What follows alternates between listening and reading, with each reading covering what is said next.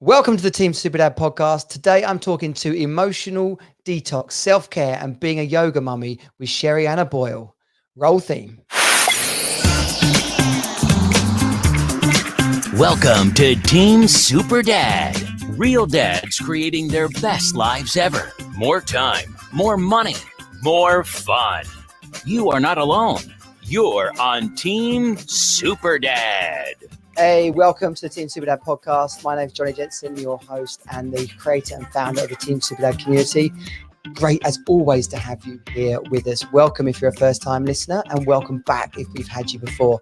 I hope you're subscribed to the Team Superdad podcast, or maybe you're watching live with us. If you are watching live, then, of course, as always, feel free to comment, to message in, and we will bring you in as best I can, or at least bring up your message as we are talking to Sherianna Boyle, who is waiting on the other side of in the green room, in the Team Superdad green room. Sherianna is a phenomenal author, internationally recognized author with some bestsellers all around the subject of emotional detox, which was such an exciting subject to bring into the Team Superdad community, as we will get into in just a second. But the idea that we're walking around with all this emotional baggage, and what is that doing to us? Well, we're going to find out when we talk to Sherianna, and most importantly, we're going to talk about how to let go of it. So without further adu, let's bring in Sherianna. Good evening. I'll unmute you. That's a good idea, won't it? Good evening. How are you? I'm great. Good evening to you. It's an absolute pleasure to have you on the Team Superdad podcast, as I was just explaining on the intro there. You are over in the States and you are a mum. As I say always, it's absolutely brilliant to have mums on the Team Superdad podcast. We are totally committed to solid relationships, good women, equality, and basically just creating the best possible relationships we can. And so, yeah, welcome. You are emotional detox coach, and your bio, which was sent to me, is absolutely phenomenal. Author of 8 books, including our most recent Emotional Detox, a master's in education, as well as a certificate of advanced graduate study in the School of Psychology from the University of Massachusetts. Like, you definitely know your stuff, and also your phenomenally successful Cleanse Life program and everything you do there. And you're also a yogi mum. So I just can't wait to get into this conversation and share with the Team Superdad audience. We do have mums listen as well, so that's absolutely brilliant. And so, yeah, once again, welcome. How are you doing this evening? Oh, I'm doing great. Thank you. I've actually written 9 books now. I have to update that bio. But that 9th one won't come out until fall 2021. But I feel like Garth and Wayne. We're not worthy. We're not worthy. I just can't forget it. It's like forgetting another child. I don't want to leave it out of the mix. It's already been birthed. It's just not going to be released for a while. Oh, brilliant. And along the same subject, I dare say.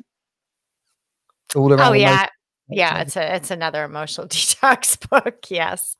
Yeah. It's really important, as well as getting allowing you to introduce yourself. And I always like at the beginning of these Team Superdad podcasts to actually get to know the person that we're speaking to. But just to set this all up, written this many books, and not just written books, because people can easily pump out a book on Amazon these days.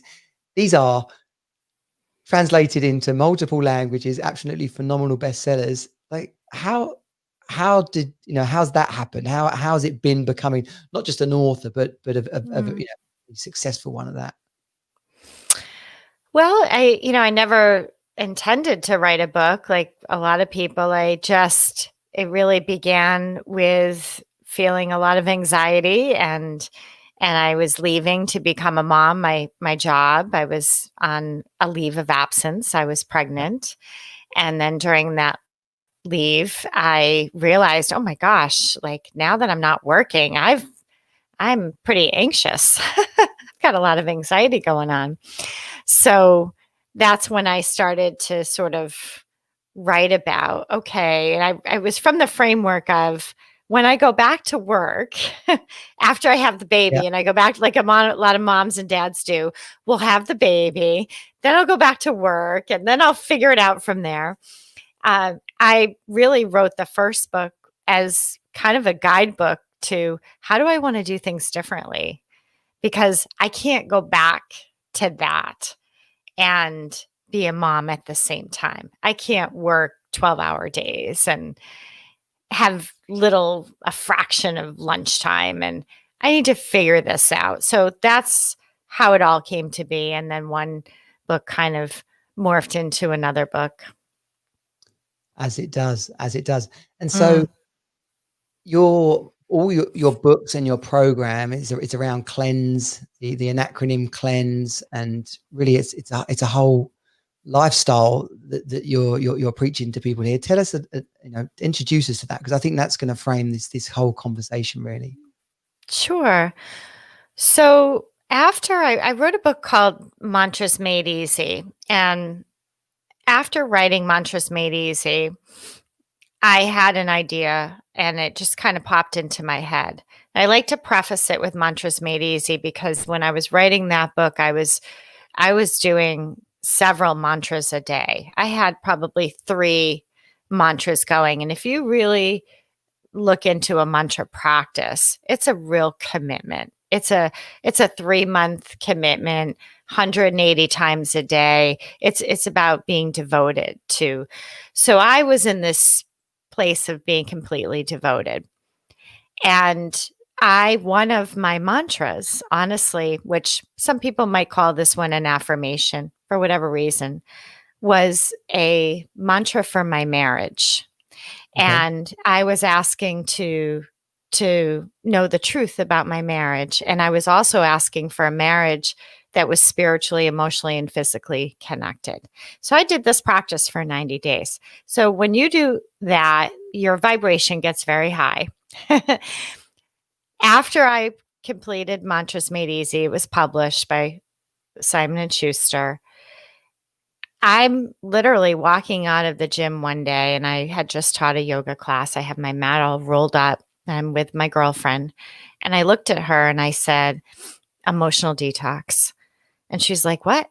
And I said, I'm going to write a book on emotional detox. Now, I don't know why I was thinking about it. I don't know why it came in, but that was what came in. And she said, well, that's a really good title. I like that. So I'm going to do that. Yeah. So I started researching, and really it was, I want to know more about emotions. I feel like we touch upon them, but we don't really dive in. And what exactly is an emotional detox anyway? Because again, I've read articles, I've seen little pieces, maybe a chapter here, but what is this about? So I started doing the research on emotion. Oh, just wiggle your mic, something's gone on again.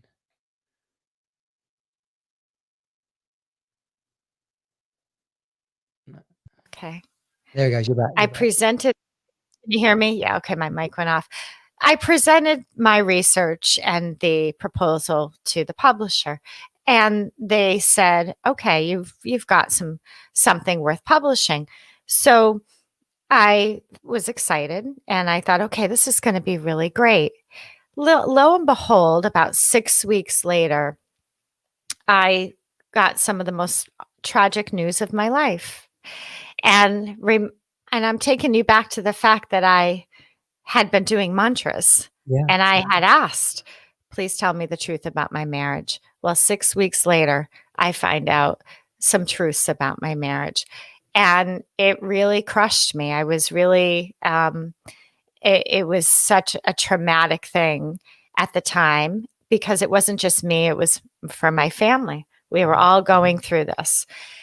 And so now here I am with all this data and research and a book deal, and I can't write anything. I'm a mess. I mean, I can't even get out of bed, let alone write a book. And then I'm thinking, who the hell am I to write a book? I'm a mess. Yeah. Right? So I asked for extra time. They were very nice and gave it to me. And so Emotional Detox, that book really came from from both. It came from my own personal journey of needing to go on an emotional detox, which ended up, you and I were just talking, being a blessing because I got to write it and I got to frame it more than anything, build a foundation for what is an emotional detox from inside out. I didn't just take what I read in books, what I got from out there. I had to now apply it and really create something. And I do feel that it was an incredible blessing. And that's how the cleanse came to be, because I knew from my own personal journey, there had to be an acronym for the steps. Because when you're in trauma and crisis, you can't be bothered with, a lot of people say, try this, try that. If try this tool, talk to this person, go to this person. And you're just like, you can't do that when you're in that state. And so I knew whatever I created, it needed to be something, it needed to be a structure, it needed to be consistent. And the cleanse isn't just individual steps, each one builds upon each other. So it unfolds very nicely, has a really nice flow, but it took me a while to get that flow. Yeah, totally. I mean, the I guess what you're alluding to in that, so you're married and you've got some kids, and then you realize that your marriage is completely on the rocks, right? And that was what was happening. Yes. Yeah. Yeah. How old were your children? Well, at the time they were younger. I mean, they're older now. So, boy, how old? I mean, they were all school age. So I had one in elementary, I had one in middle, and I had one in high school. Yeah. Now they're all like a 2-year, just kind of over the edge. But 3 daughters. So old enough, especially the older 2, old enough to where you weren't going to keep anything from them. Yeah. When they see their mom's a mess, they're going to ask Yeah. questions. And they're old enough where they can be brought into certain conversations in certain ways. The little one we sheltered a little bit more, but that was, I got the truth. That was what I asked for, and boy, did I get it. I work with a lot of dads who are literally going through the separation, and I work with a lot of dads who are trying to rebuild or kickstart their life after the divorce. And it's complex rebuilding process, some of it practical, a lot of it emotional. But I do know from chatting, you managed to hold it all together, correct? We did. Yeah, we did. We were still together. We're still married, and our children made it through. I mean, that's the other aspect. And my husband really is my inspiration. He really hung in there, and I know we both went through a lot, but the person he is today is, I'm just in awe sometimes of the transformation that he allowed. Yeah. Yeah. And was there and I don't want to pry too much into your personal life, but there, in terms of people quite often chuck the towel in, faced with difficult news and circumstances, people fight and argue and chuck the towel in. Was there a moment when you really realized together that you were going to hold, that you were like, okay, we're not going to do that. We're going to try and stick this, we're going to stick this out. We're going to see it through. Was it a conscious moment, or did you both come to it at different times? I had so much vibration in me from that mantra practice. I really believe that it was divinely orchestrated that way, because I think the reason that he chose to, we chose, is he saw how calm I was. I mean, there were moments, of course, of hysterical, but I knew he was actually much weaker than I was, in that it was very difficult for him to hear anything at all. And it's tricky because when you go to therapy, you're kind of taught, right, speak your truth, you have to hear this. And I am so connected energetically. And I learned so much about emotions. It just didn't feel right for me. It didn't make sense because we would go to therapy and it would all come up, and he would be probably 3 days, he'd be down in shame. Because as you know, I know therapists don't mean to do this, but a lot of them have 50 minutes, maybe a little longer with couples, right?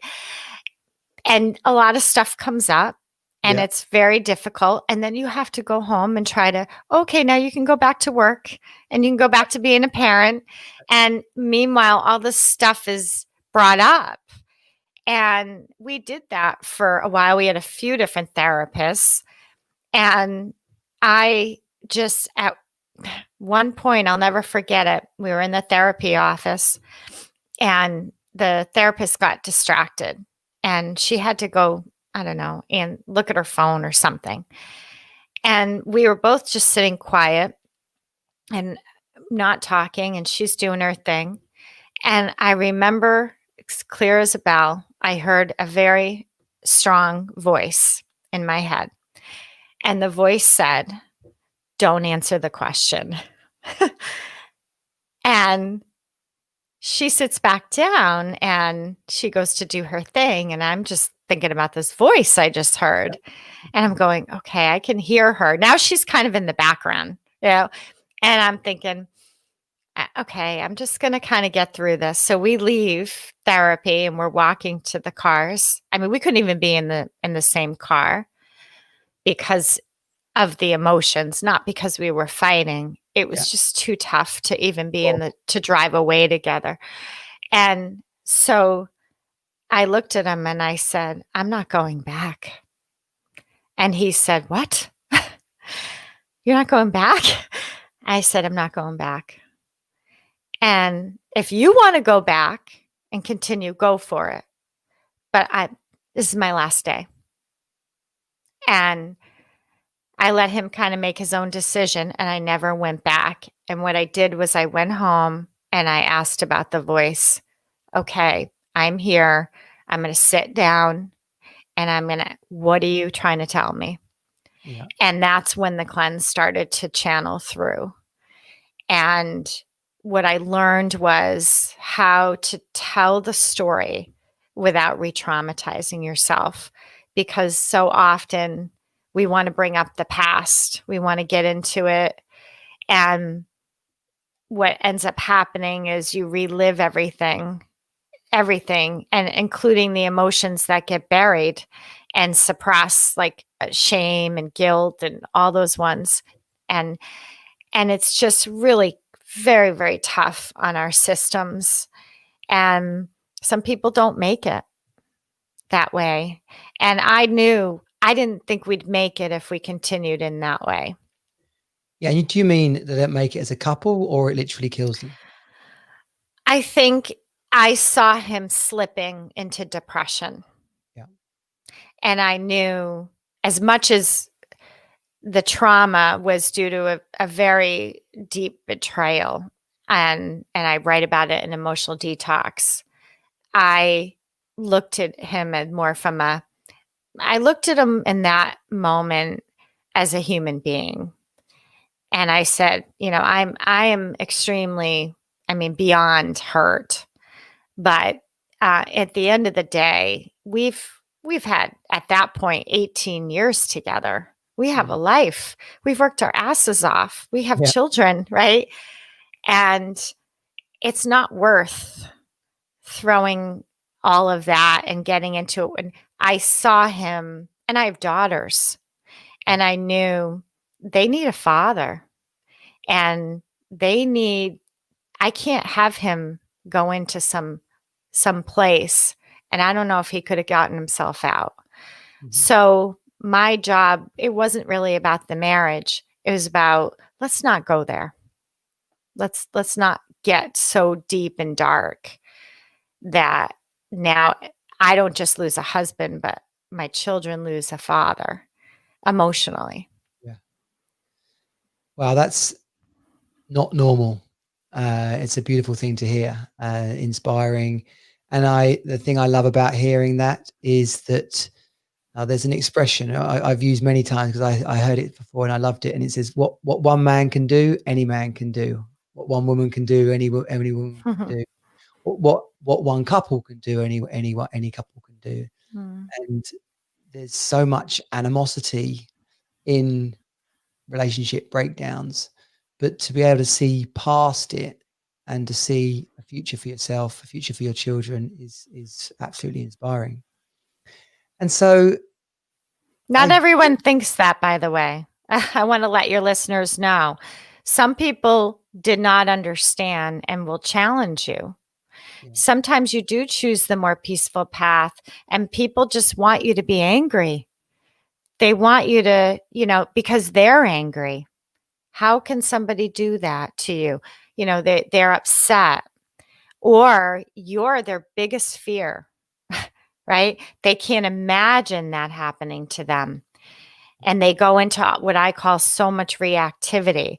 So a huge challenge was I had to really believe in what I was choosing, yeah, because so often they'll say, "Oh, they're this, they're that. You could do better." I can't tell you how many times I heard that one. You could do so much better than that. You don't deserve that. And it just didn't help, because I don't know what you do with that information.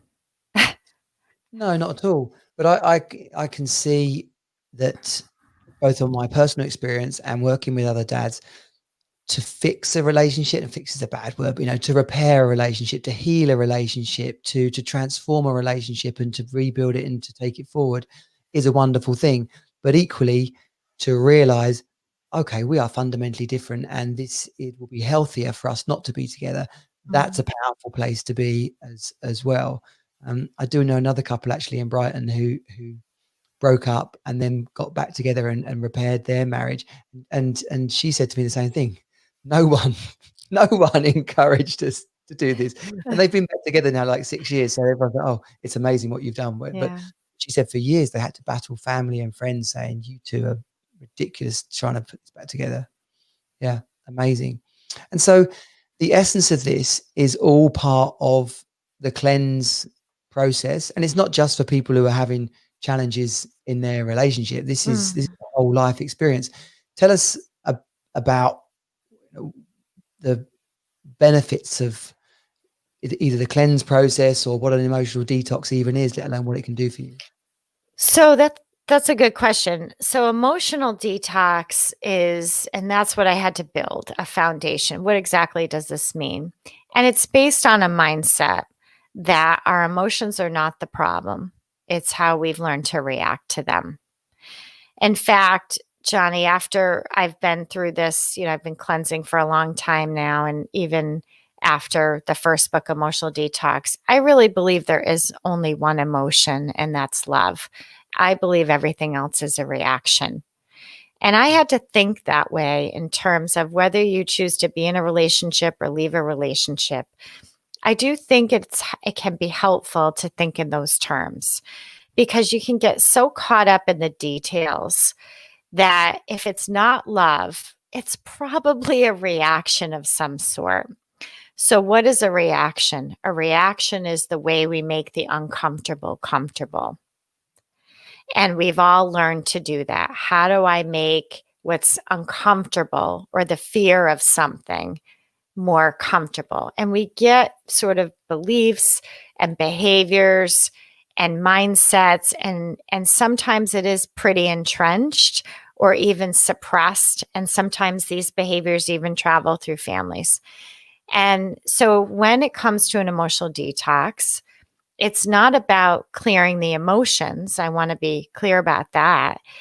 Your emotions are valuable, they're resourceful, they're healing, they are everything. They can be used for manifesting. And so what you're clearing in the cleanse are your reactions so that the emotions can be completed. So I think of it like a book, you have the beginning, the middle, and the end. Very often we feel an emotion and we kind of cut it off. And how do we cut it off? Well, we have a lot of ways that we cut it off, and you and I can talk about that. Sometimes we cut it off by being the fixer, right? Trying to fix everything, trying to. What I learned is, particularly if you're married, women don't like being fixed. I did find that out Or rather too late. fix finances or fix the house, or sometimes it's withdrawal, sometimes it's avoidance. I was just working with someone who does it by just preventing everything from happening, right? I got to do this because I don't want this to happen. And Like a blocker. yeah, exactly. So these kinds of ways, which we could call them defense mechanisms sometimes, or coping skills, these are what we're cleansing because they're keeping you from fully digesting an emotion. And thinking of an emotion like food, that if you have food that has chemicals on it or pesticides, it's not nearly as good as something that's organic from the earth, right? Yeah. Only instead of food, we're looking at reactions. So you have an emotion that's pure, untainted by the stories and the narratives, or we have an emotion that has tons of reactivity on it. And that is all the ways that we try to prevent it. Sometimes it's blame, sometimes it's pointing fingers, all of these reactions. Now you have these emotions with all this on it. And then you try to digest it. And it's like, ooh, I don't like that. Right? So we want it pure. So what we're cleansing every day, I recommend it as a practice. We're cleansing all the reactions around our emotions so that they can be fully processed. And then as they occur, they give us energy. And as we gain that energy, we gain vibration and we're able to see things from a new point of view. And it's usually a point of view that has more love based. Okay, well, perfect. We're going to go through that as much as you're happy to. Some of those emotions, just so people can tune into this, we're talking maybe anger inside a relationship, detachment, like not talking to each other, blame. You used the word blame. Mm-hmm. On a personal level, does that get into sort of addictions and things, gambling, porn, Everything. drugs? No? Okay. Absolutely. And it's all the same. Honestly, that's what I've learned through the cleanse is we could say, well, they do it worse than I do it. They have this addiction. But the reality is typically, particularly in a relationship, you're both not processing your emotions. You're both avoiding them in some way. You're just doing it. You're doing it in different ways. But it's usually, it's interesting, usually couples, and this can even happen in friendships and coworkers, have the same reactive pattern. They just play it out differently. And what I'm saying about the reactive pattern is they're both looking to avoid or prevent or control something. So we're all part of a pattern. And as soon as one of us is aware of that pattern, then we can start to loosen it up. And then everybody can grow. Everybody has a little wiggle room now. Okay, it feels a little roomier in here. I got a little space inside myself. Even if it's not you, even if it's me, if I loosen up that pattern, which we're all a part of, people feel that, okay, all right, something's shifting. They might not be able to articulate it, but they sense it. And then they can start to expand a little bit. Yeah. So like one person fearing losing the other and the other person fearing being smothered. That would Exactly. Exactly. Yes. Yeah. Same pattern, just different way that it rolls out. Yeah. And this is where relationships just especially after the kind of the honeymoon, the excitement sort of 18 months, it's where it starts to go a bit wrong, because the joy, the euphoria, the sizzle starts to wear off, and we start to then get a bit angsty, a bit anxious. It's usually there before the honeymoon. It's usually there before if there's some sort of a commitment. There's signs there. We're just choosing to, denial is a reactive pattern. Yeah, wow. Right? Denial is one of the biggest patterns out there that we have. Nothing wrong with me. That's when I was shouting that at my counsellor. There clearly was something wrong with me. I would love a video of that day. Defensiveness, right? Defensiveness is a reaction. We get defensive. We take things personally. Yeah. Well, and what I'm hearing about all your work is a massive degree of taking responsibility for ourselves, right? This whole process that you're talking about does it start with taking responsibility? So as far as the cleanse steps, Yeah. no, it doesn't start with that. It starts with really the C, which is called clear reactivity. The process starts by going inward within yourself. And that's the steps where I teach people how to do some centering exercises where you can just get in your body, because it really begins with us. And then the L is called look inward. And that's where we acknowledge the emotions, but we don't get into it. But we do need to acknowledge them. And we do need to acknowledge the situation. So I don't know, do you have an example, Johnny, that you can remember, or that you've heard from someone else? Ask the question again. So a situation, or what exactly what you're asking me to say? So, for example, if there's something common that you see with your audience members, what do you hear most often as far as reactions towards their each other or themselves? Yeah, it's it would, if she wasn't like this, it wouldn't be like that. If he wasn't, the classic one is each of them calling each other a narcissist. That's I get that a lot too. Yes. First of all, real narcissism is a personality disorder, so we're probably talking about narcissistic behavior. And just so you know, in the throes of a relationship breaking down, most people, exhibit some narcissistic behavior. So, but yeah, somewhere, well, he doesn't listen, she doesn't talk. There's two good ones. Okay, so there's feelings underneath all of that, those examples. So when you call someone a narcissist, you put a label on it, it really blocks feeling. I mean, you can sense that in your own body.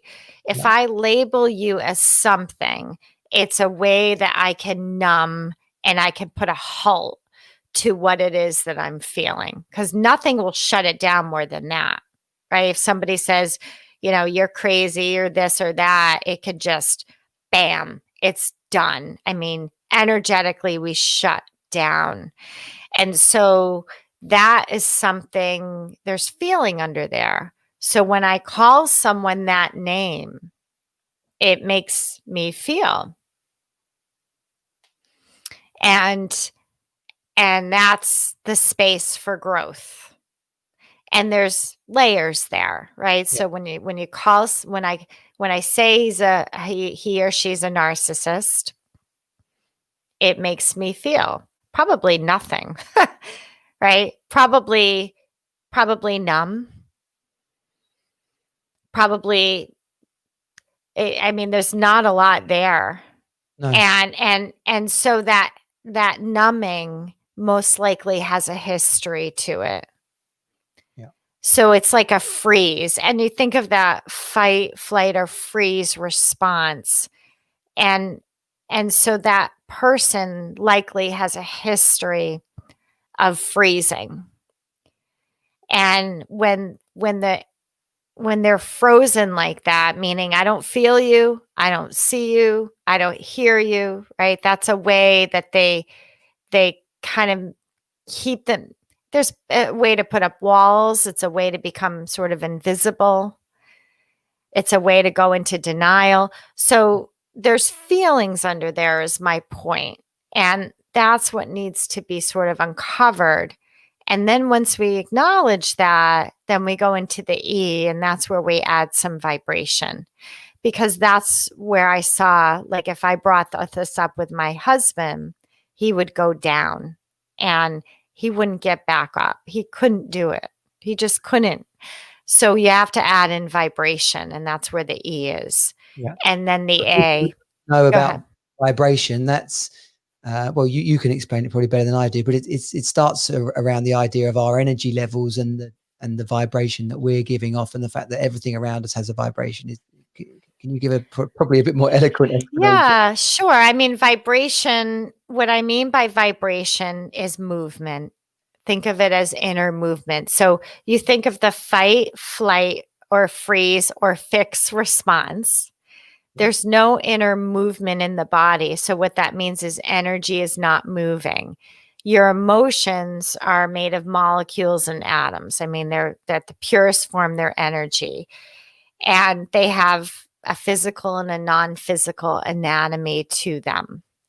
So what's nice about them is when you process them, they go into a state of movement. They start to increase in vibrational frequency. Think of it like a car.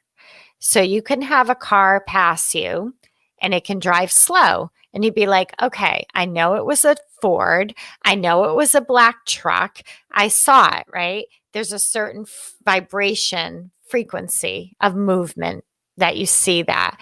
But then you could have that car go whipping by you and you're like, I saw a car, but I have no idea what color it was because it went so fast. I didn't get any details.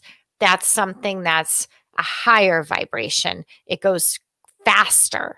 Your emotions, when they're the heavier emotions like guilt or shame, they are heavier, they're slower, they don't have a lot of movement to them. So they stick around. So if you have a history of going to anger, it's likely because that emotion never has been processed and it needs vibration to move so it can be transformed into something lighter.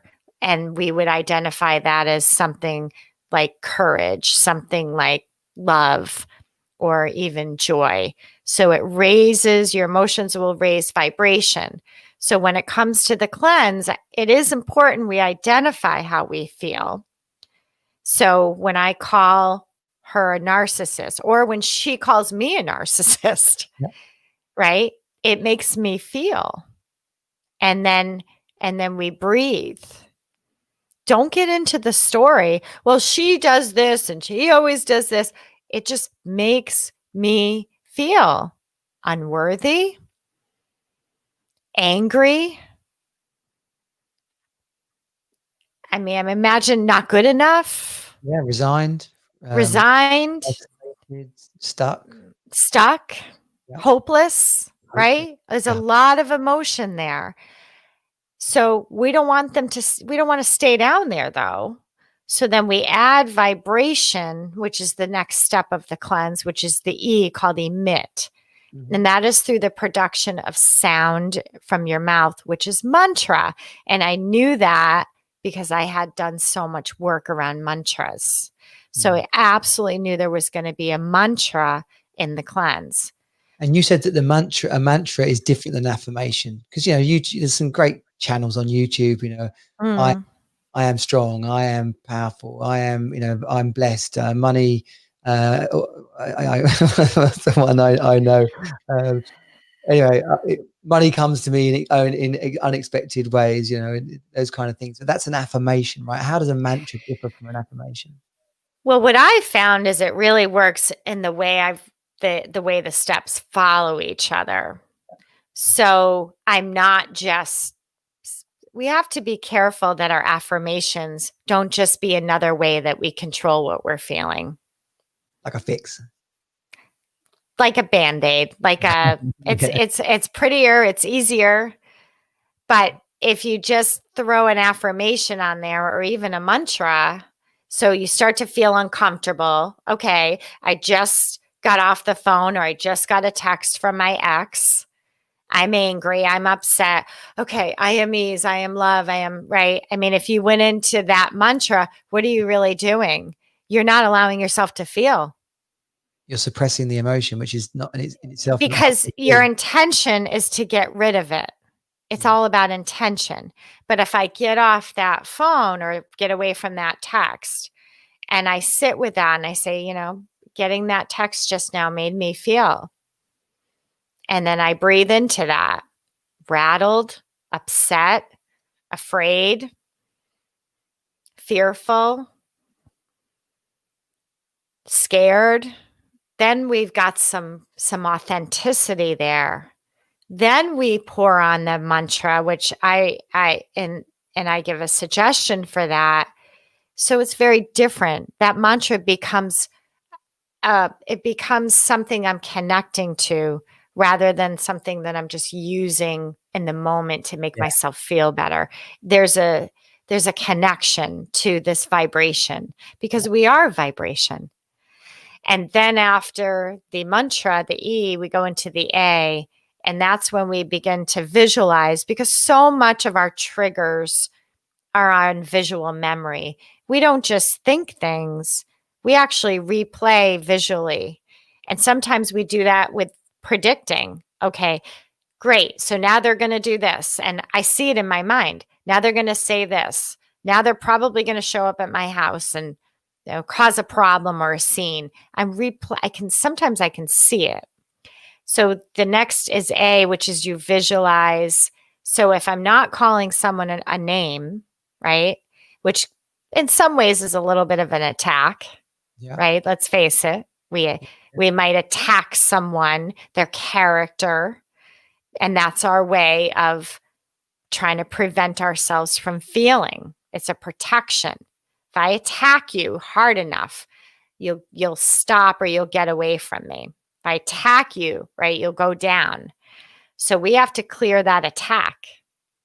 And everybody does this, right? So that would be in the hum. That would be in the mantra. I would be producing sound, and I'm clearing the fact that I'm attacking instead of feeling. So now I'm releasing the attack. That's a behavior pattern. That's a thought. That's a defense mechanism. Let me relieve this in me, this quality in me, because I bet you I've been around this. Either I've done it before or I've been around people attacking each other. And I've observed it. Doesn't matter. What matters is I clear it. Then after that, we're in the A. What's the opposite of attack? Right? If you're not attacking someone, then what are you doing? Loving, embracing. Well, accepting. What's that? Accepting. You could be accepting. You could, you're maybe you're listening. I mean, that's the way I would see it. If I'm not going to attack you, Johnny, then maybe I'm going to listen, or I'm just going to or I'm going to pause, or I'm going to just be present. And so now I'm moving into the next steps, which is the N and the S, which is surrender. And now I'm allowing myself to get to know this space, which is another vibration, right? Because emotions are vibration of what it's like to be in that state of listening. I allow listening. I allow calm. I allow wisdom, right? I allow growth. And then the E is ease, which is where you land in and who you've always been. And then that's the final statement of the cleanse. So it's about coming full circle, full integration, and really coming back to who we are. And that is, we're pure love. And I can, in this, you got men listening to this, right? We're practically minded. Be like, okay, I'm trying to understand that. That sounds a bit weird. Don't even know how I'm going to do it. But what they need to hear from that is, and imagine a scenario where, you I don't know, you come in from work and you start to play out this everyday routine where she says, where have you been? What time is it? Why didn't you pick up the milk from the grocery? Then he says in his mind, she's always having a go at me. Why doesn't she give me a cuddle when I get indoors? Isn't she grateful? Like, so this starts to play out. And then before they know it, the reaction to the familiar is defense and some sort of argument, because the feeling is being first in some ways suppressed, some way blocked, and some way reacted. And everything that you've spoken about and you so beautifully explained is seeing that situation come up, feeling what's happening inside us, rather than reacting in an unmanaged way. We are consciously absorbing it and I guess repurposing it, bringing forward a positive response, something that comes from inside us, which if it is our wife and we're looking to stay in that relationship, we come back to love. Like, actually, I don't want to argue with you. I want to talk. I want to find out how your day was. I want to give you a kiss. Like, they're the feelings that are really inside us. So particularly over time in a relationship, those habits and routines and blame can get ingrained. And everything we're talking about here is about recognizing the emotions that are going on inside. Am I understanding that quite right?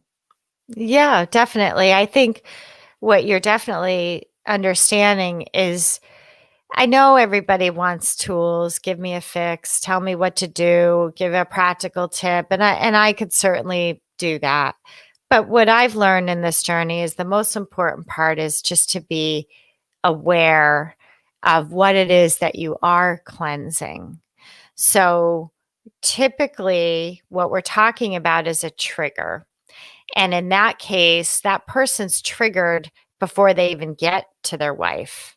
They're probably starting to already enter that pattern as they're driving home. Yeah. Right? And now you've got the thinking and the imagining and replaying. By the time they get it, all their wife has to do is say one word, and they're like, it's already there. You went from A to Z, because she might be doing the same thing. She might be preparing for him getting home and what that's going to be like. And so everybody's a little bit on the edge, a little bit of walking on eggshells, a little not sure what to expect. Am I going to be embraced, or am I going to be barked at? And these are the things that need to be cleansed. So what it is, and it's the thinking. Usually triggers are identified by thinking. In the book, I lay all of this out so people can kind of see an emotional detox. But if we're in that space of thinking and predicting, right? That would be predicting, projecting. That's what you cleanse. Yep. So that's what I need to choose to say to myself. I'm aware that when I'm making predictions and projecting and forecasting and judging, let's face it, it's all judgment, and that I'm suppressing something inside of me. I'm suppressing, could be emotions that came up from work. It could be feeling inadequate. That happens a lot. We don't feel adequate. We don't feel good enough. We don't feel like we're, and so we manage that through these thoughts. Managing your emotions is not processing your emotions.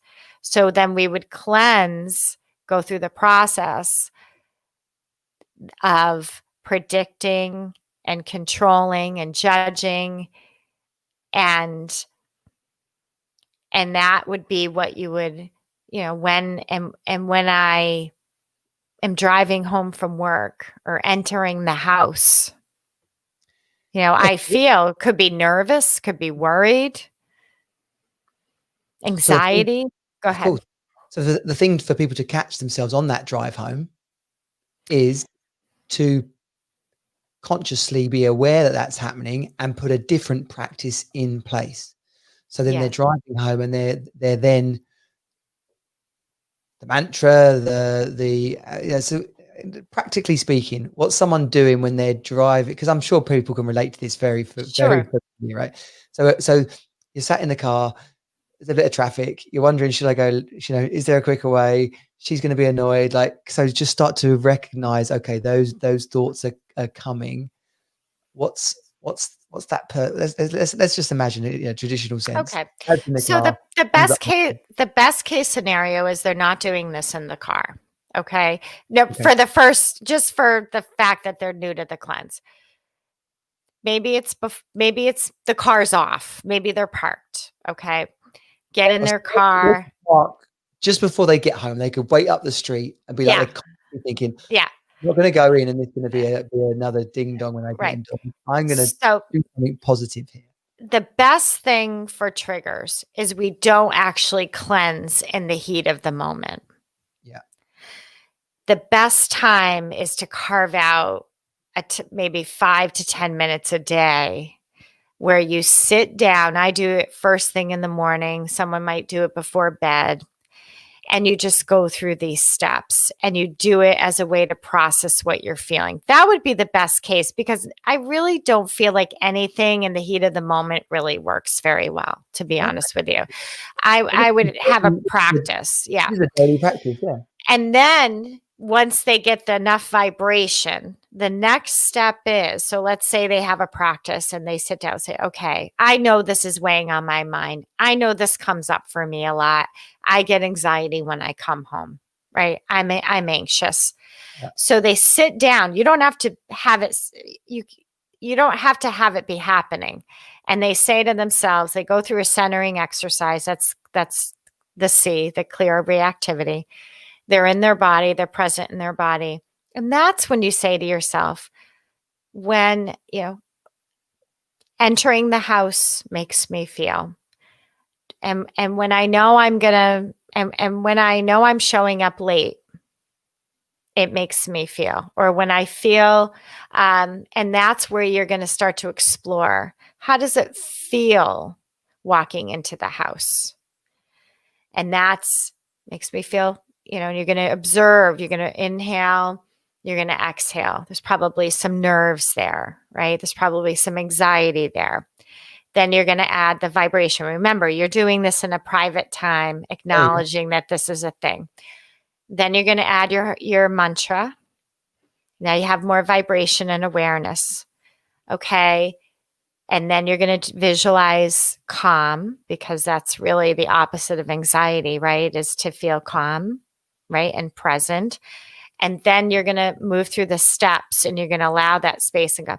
The best case scenario is after you run through those steps, you go to your significant other and you say, are you available to have a conversation about when I come home? And you have a conversation about what you need. What I need as I'm transitioning. Are you available to have a conversation about me? Yeah. Your mic's gone off again.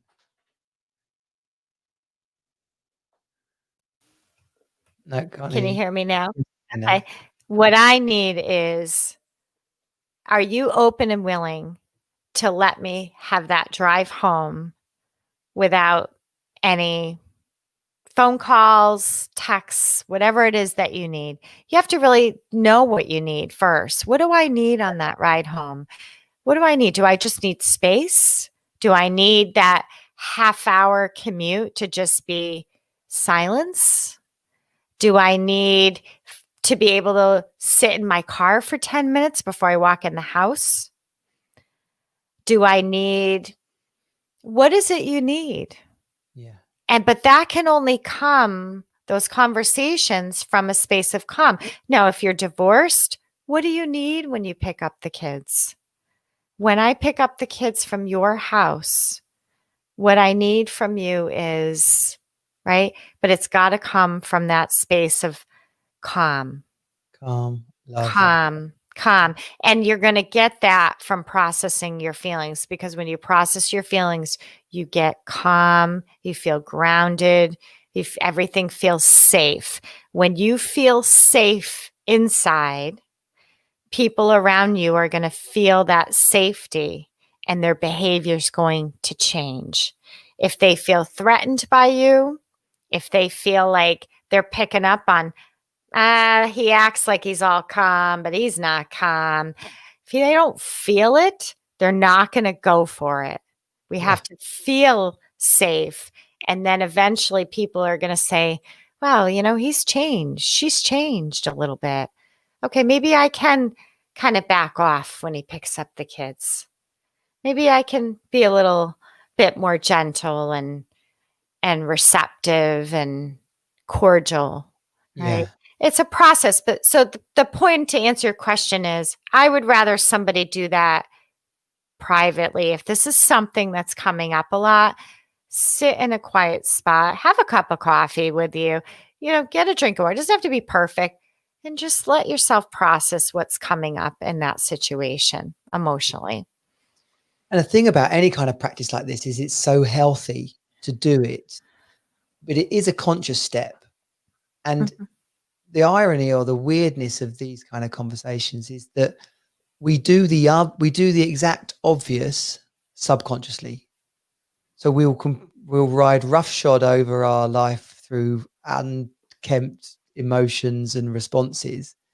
But then when we have a conversation like this, when it's explained a really neat process to actually recognize and manage our emotions in a positive way, some people's like, oh, that's a bit weird.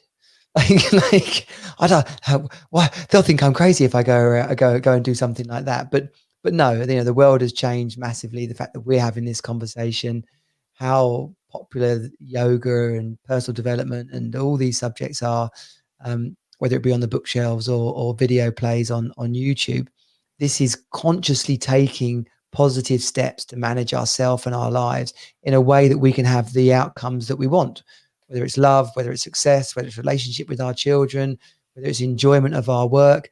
These are all things that left to chance are probably going to go wrong. But handled like we're talking about here, with a book that's been so loved all around the world, it's obvious that it makes a difference to people.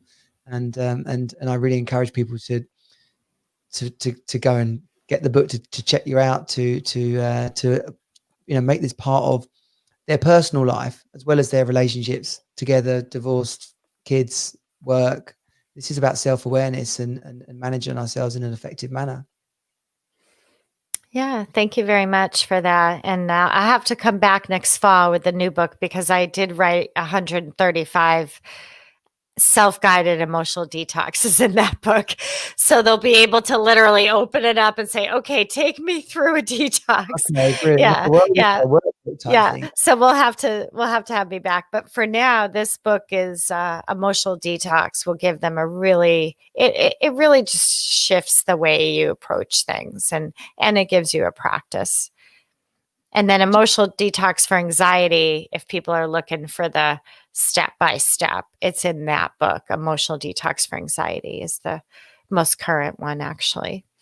Yeah. And at the risk of kicking off another whole subject, but, just to wrap this off, it's vital that people do this, isn't it? Because the health implications of knotting ourselves up, of holding on to negative emotions is documented. It is real, isn't it? It's oh yeah. Killer. They've looked at science with addiction. So, for example, smokers, and they looked at the amount of time they took a puff on a cigarette, and what they correlated it with was an emotion of sadness. That every time they took a puff, they were suppressing an emotional sadness. So it's there. The science is there. They've looked at it, and so my message is we've been taught what emotions are, their names, their labels. Yeah. We have a sense of what they feel like. We've identified that, but we haven't really been taught how to process them. And so I just look at it as it seems like a big deal. Oh, do a practice. It sounds this and that. But this is really basic stuff when it comes down to it. You're just learning how to process something. You learned everything else, Yeah. but we didn't get the whole thing. So it's kind of like getting half of the material and they left the second half of the manual out of the right. So Totally true. don't think of it as, oh, now I'm turning into this and that. Just learn what this whole idea of emotional processing is about, and you will pick it up because it's already a part of us. Your emotions, they're there whether you like it or not. Yeah, that's They're not exactly going away. managing. You- We brush our teeth. We brush our teeth. Why? Because exactly. You might we as don't want our well. teeth to fall out, right? So Yeah, you might as well learn a little bit about something that you have that affects you every minute of the day. yeah, yeah. And you've got some free stuff on.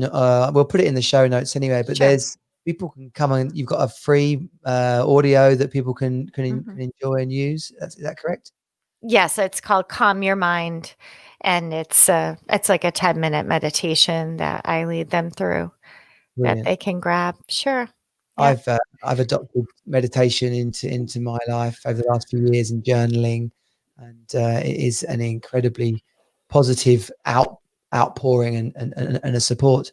And do you want to reference a couple of places, your website and Oh, because you've sure. got Ken's life and you've got your own Sherianna Boyle website as well. Can you want to tell us what Yeah. from you and where they can get it? So all the books are at sheriannaboyle.com. That's my full name, sheriannaboyle.com. And my coaching services and whatnot. I have a radio show and all that, Emotional Detox Radio. And then cleanselife.com has all my yoga downloads. So I put it into a practice. So every time I teach yoga, I take people through a cleanse. Okay. Yeah, so that's at cleanselife.com. Yeah, I'm just posting that now as Yeah, well. thank you very much. I saw that. You're very good. Nice, thank you. So yeah, so there for people who are watching, they are just in the comments now on Facebook, YouTube, Periscope, waiting for our LinkedIn live streaming permission. But and if you are listening on the podcast, then it'll be in the show notes for whatever app you're listening on to. But yeah, Cleanse Life, exactly as it sounds.com, and Sherianna Boyle. Exactly. If you type in Sherianna, pretty much you come straight up at the Yeah. top. Even without Boyle. So Sherianna Boyle with a Boyle. That's absolutely fabulous. And it's been a real pleasure to have you on here. It's on in the one hand, it's sounds a bit complex, doesn't it? But that's the sort of the detail of it. But just on a practical level, I mentioned him a second ago. We brush our teeth every day, so it's something as simple as this. Once we just make it part of what we do in our everyday life, and I really encourage anyone listening to this to try it and to see the benefit that it can bring their life.